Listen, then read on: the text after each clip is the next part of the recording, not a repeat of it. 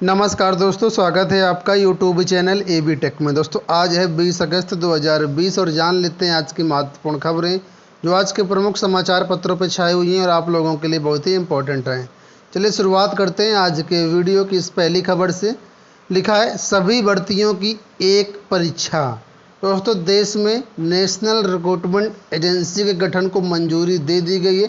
हालांकि ये योजना तो 2019 से चल रही थी, इनकी प्लानिंग चल रही थी, लेकिन मंजूरी अब मिली है। ठीक है, अब पूरे देश में जो प्रमुख परीक्षाएं होती हैं अलग अलग एजेंसियां करवाती हैं अभी तक परीक्षाएं। तो कहने का मतलब ये है सभी भर्तियों की जो प्रारंभिक परीक्षा होगी वो national recruitment agency common eligibility test यानी CET के माध्यम से करवाएगी। इसके लिए उम्मीदवारों को ग्रुप बी और ग्रुप सी की अलग अलग परीक्षा देने के झंझट से मुक्ति मिलेगी। जैसे आपने देखा होगा रेलवे हो गया, IPS हो गया, SSC हो गया और कई सारी एजेंसियां हैं जो अपनी अलग अलग परीक्षाएं ऑर्गेनाइज करवाती हैं। तो अब एक ही परीक्षा होगी। उस परीक्षा में अगर आप पास हो गए तो आपको एक स्कोर कार्ड दे दिया जाएगा जो कि 3 साल के लिए मान्य होगा। इस स्कोर कार्ड से आप किसी भी डिपार्टमेंट की डायरेक्ट मुख्य परीक्षा में बैठ पाएंगे। आपको अलग अलग मतलब प्रारंभिक परीक्षा अलग अलग डिपार्टमेंट की नहीं देना पड़ेगा। ये है कि यहाँ पर सहूलियत दी गई है। यहाँ पर लिखा है क्या है देख लीजिए। लिखा है ग्रुप बी और ग्रुप सी की प्रारंभिक परीक्षा की आर्हताएं समान होती हैं, लेकिन हर बोर्ड का अलग अलग पैटर्न होने से उम्मीदवारों को अलग अलग प्रकार की परीक्षा करनी पड़ती है और उसके लिए अलग अलग तैयारी भी करनी पड़ती है।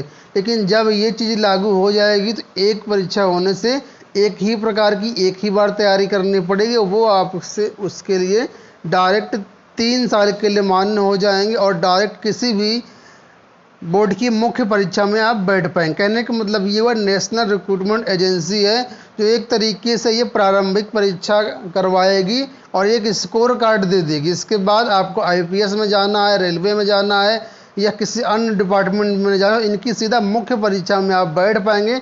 ये सब प्रारंभिक परीक्षा फिर इनकी ज़रूरत नहीं रहेगी। ठीक है, सीधा एक बार CET देना है बस।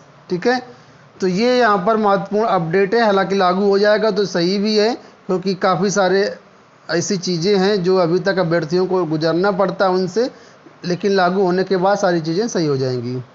यहाँ पर देख सकते हैं लिखा है कि CET से परीक्षार्थियों और SSC को भी राहत। नीचे लिखा है CGL, CHSL, MTS की परीक्षा से मिलेगी मुक्ति। आपने देखा होगा CGL ग्रेजुएशन स्तर की परीक्षा है, CHSL 10+2 स्तर की परीक्षा है, MTS हाई स्कूल स्तर की परीक्षा है। अगर कोई अभ्यर्थी इनकी तैयारी करता है तो इसका पहले प्री एग्ज़ाम देता है, इसका पहले प्री एग्ज़ाम देता है, इसका पहले प्री एग्ज़ाम देता है। ठीक है, तो यहाँ पर जब CET लागू हो जाएगा तो यहाँ पर जो Tier 1 का एग्ज़ाम है वो आपका CET करवाएगा। बाकी Tier 2, Tier 3 जो भी एग्ज़ाम होंगे वो सब SSC करवाएगा। तो कहने का मतलब अलग अलग यहाँ पर आपको प्रारंभिक परीक्षा नहीं देनी पड़ेगी। एक ही प्रारंभिक परीक्षा से आपका काम हो जाएगा और डायरेक्ट आप मुख्य परीक्षा में बैठ पाएंगे। हालांकि ये अभी हो सकता है इसमें कि ग्रेजुएशन स्तर की CET अलग करवाई जाए, इंटर स्तर की CET अलग करवाई जाए, इस तरीके से कुछ करवाया जाएगा। अभी सारी चीज़ें यहाँ पर स्पष्ट रूप से नहीं है। ठीक है, तो कल मोदी कैबिनेट ने एक देश एक परीक्षा स्कीम को लागू कर दी है। ठीक है, अब इसमें काफ़ी कुछ देखने को चेंजेस मिलेंगे आपको। इसी तरीके से उत्तर प्रदेश में योगी जी भी ने कहा है, देख लीजिए उसको भी। यहाँ पर कहा है केंद्र की तर्ज पर प्रदेश में भी व्यवस्था। NRA पर प्रधानमंत्री नरेंद्र मोदी को बधाई देते हुए मुख्यमंत्री योगी आदित्यनाथ ने कहा है कि केंद्र की तर्ज पर प्रदेश में भी भर्ती की व्यवस्था की जाएगी। ठीक है, तो आने वाले टाइम पर आपको उत्तर प्रदेश में भी ये चीज़ें देखने को मिलेगी। हालांकि इसमें अभी समय लगेगा।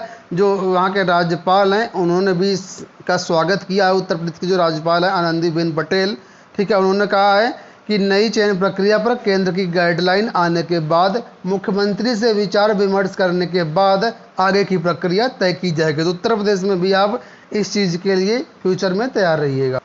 बात कर लेते हैं पुलिस विभाग की। दोस्तों पुलिस विभाग में 16,668 पदों पर भर्ती की तैयारी चल रही है। इसमें कहने का मतलब कई सारी भर्तियां हैं जो आपको जिनके आवेदन फॉर्म जल्द मिलेंगे और दिसंबर जनवरी तक इनकी परीक्षा कराए जाने की तैयारी है। तो देख लीजिए पहला यहाँ पर कौन कौन से पद हैं। तो लिखा है सबसे पहले जो पद है यहाँ तो उप निरीक्षक नागरिक पुलिस में है, मतलब एसआई के पद हैं। जो पहले 6000 के आसपास पद थे उनको बढ़ा करके 9534 कर दिया गया है। इसके बाद पीएसी और प्लाटून कमांडर फायर स्टेशन के भी पद शामिल हैं। इसके अलावा एसआई मिनिस्ट्रियल स्टेनो के करीब 1329 पदों पर भर्ती प्रस्तावित है। इसके साथ ही दोस्तों कारागार सेवा में बंदी रक्षक के करीब 3638 पदों पर भर्तियां होनी है। ठीक है, इसी तरह फायरमैन के 2065, घुड़सवार के 102 पदों पर भी भर्ती होनी है। तो कहने वाला काफ़ी सारी भर्तियां हैं, 16,868 पदों पर भर्ती की तैयारी चल रही है। उत्तर प्रदेश में नए शिक्षा सेवा आयोग को लेकर के यहाँ पर अपडेट आ चुकी है। देखिए, यूपी में शिक्षक भर्ती आयोग गठन का अभी खींचा जा रहा खाका। पिछले साल से सुनने में आ रहा कि नया आयोग बनेगा, लेकिन कब बनेगा अभी तक कुछ भी स्पष्ट नहीं है। वही यहाँ पर लिखा, केंद्र सरकार ने बुधवार को राष्ट्रीय भर्ती एजेंसी के गठन को मंजूरी दे दी है। यह एजेंसी केंद्र सरकार के महकमों के लिए चयन करेगी। यूपी की योगी सरकार प्राथमिक से लेकर के उच्च शिक्षा तक के शिक्षकों के चयन के लिए उत्तर प्रदेश शिक्षा सेवा आयोग के गठन को 8 माह पहले ही मंजूरी दे चुकी है, लेकिन अब तक आयोग का खाका ही खींचा जा रहा है। इस पर कब अमल होगा कुछ कहा नहीं जा सकता, कुछ भी स्पष्ट नहीं है। प्रारूप को लेकर के अब तक असमंजस है।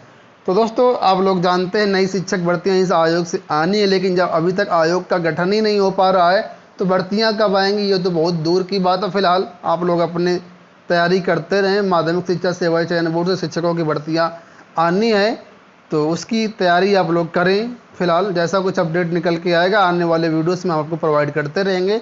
आप लोग चैनल के साथ जुड़े रहिएगा। 69,000 शिक्षक भर्ती की बात कर लेते हैं दोस्तों। 69,000 शिक्षक भर्ती में एमआरसी और आरक्षण मुद्दे पर राष्ट्रीय पिछड़ा वर्ग आयोग में आज सुनवाई है।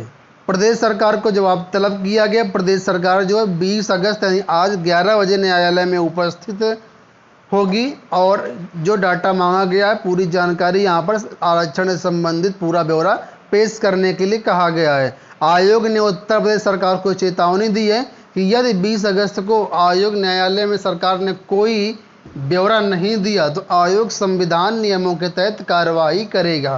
तो फिलहाल देखते हैं क्या होता है, सरकार यहाँ पर पहुँचती है या नहीं पहुँचती, सुनवाई होती है या नहीं होती है। जैसा कुछ भी अपडेट आएगा आने वाले वीडियोस में आपको शेयर किया जाएगा। एलटी ग्रेड की बात कर लेते हैं तो लिखा है कला में मास्टर डिग्री के बाद एलटी ग्रेड में नियुक्ति नहीं।